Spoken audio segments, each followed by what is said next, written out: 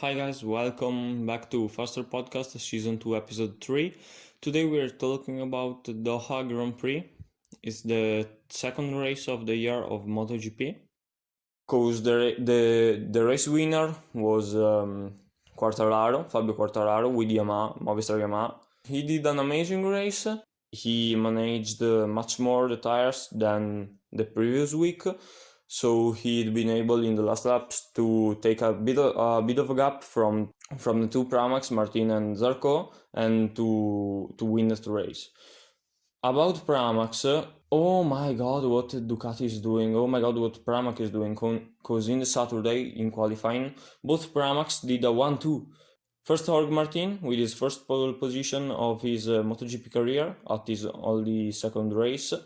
Before him, the riders who did the pole position in MotoGP in their second race were Marc Marquez back in 2013 and Stoner back in 2006. So good by Martin. It was like wow, amazing that lap. It was going. My God, how fast it was going! It was like almost shoulder down in some turns. It was amazing to see. It felt like he was still in a Moto2. You know, he was so familiar with that bike, riding so smooth in the straight, running fast thanks to the Ducati engine, to the Ducati power. But in the turns where you have to let the bike run, let the bike go, and take a bit more speed, he did it in an amazing way.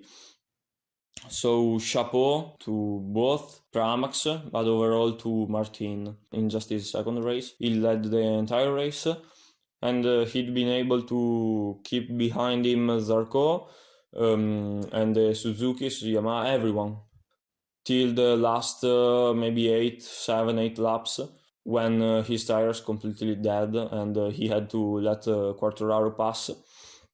But then in the last 3 laps he had a great battle with his teammate Zarco. Then Zarco overtook him in the last lap, but oh my god, what an amazing race has been by Jorge Martin. Really, wow, amazing. Then Viñales lost himself a little bit, didn't do an amazing race as did Quartararo. But you know, he's still here for the championship. He was still in the top 10, so good also by Viñales. The two Suzukis, you know, both Suzuki pays in the straight with the engine because they doesn't have that power that Ducati got, and also maybe Yamaha this year got. But anyway, it's a discrete race. Anyway, top 10 for both Suzukis. And anyway, you know, quite good. The season is still so long, and we will see what is going to happen in the next few races. Then we got the official Ducati team of Miller and Bagnaia, who didn't do a strong race like the first one, but who were anyway fighting for the podium in the first stages, then fighting for the 5th position, maybe like that. So anyway, good, but they have to do a bit better, you know. Overall, Miller, cause Bagnaia is looking good, you know. Is feeling good on the bike and is able to make some good results. But Miller, I was expecting to see Miller in a better position than Bagnaia. But Miller is struggling more than Bagnaia. Miller isn't doing this good that everyone was expecting, and didn't score a podium, and still didn't score a podium. So I don't know. We'll see. I think that if he wants to win the championship, he got just 2-3 races left to make a podium. Then it will be very difficult to him to be able to fight for the championship, because everyone is going to score a little more points that he doesn't score by making the podium. And maybe if another rider don't do a podium, he's still behind. So or maybe if he's in front of that rider, he doesn't earn so much points. So taking a podium in the next 3 races is really crucial for the championship, I think.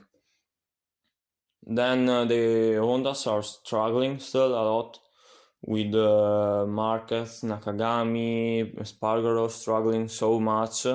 They aren't finding a good way to make an easier bike, to let everyone ride that bike like Marcus, to win races and to do podiums.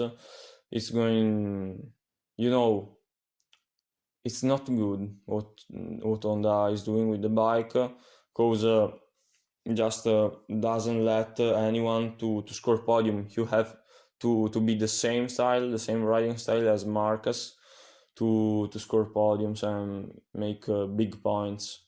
And I think is a unique style, and only Marcus got that style. Nobody else in the world, I think. Then we got still the Petronas, who are still struggling a lot. I don't know why. Rossi started in a very horrible way in the very last positions. Not last, but very, very behind, very late to all the other riders. And also the race wasn't this good. Then some laps he did a good time, a good pace, but not the entire race, and he wasn't able to recover. Also, Morbidelli was just a bit better than the previously weekend, but nothing too good for the championship, because he's still losing a lot of points. I think they still have to find a solution with the bike. I wish in the next 2 races, they're going to find that solution, because as Miller, if they don't score a podium, it's going to be difficult to win the championship.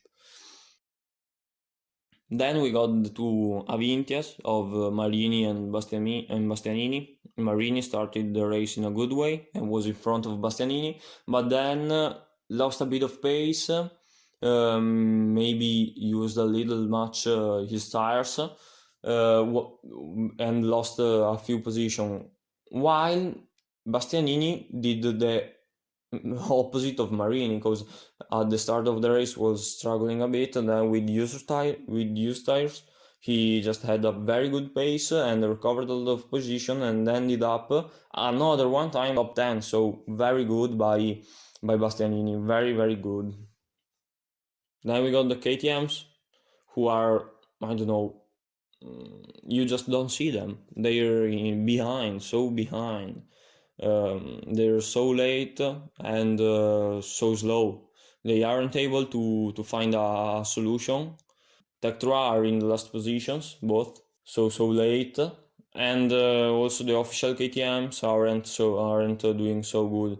Maybe it's the track where they struggle so much, but we'll see. I don't think this year's KTM is better than last year. I think last year was the best KTM ever made for the MotoGP, because it won 3 races that year, and also at the first race of the year was in the top 10. Thing that this year they're struggling to do. Then we got the Aprilias, who are really getting faster weekend after weekend. Lorenzo Savadori is understanding a bit where he is. He's earning a bit of time, race after race, weekend after weekend, lap after lap.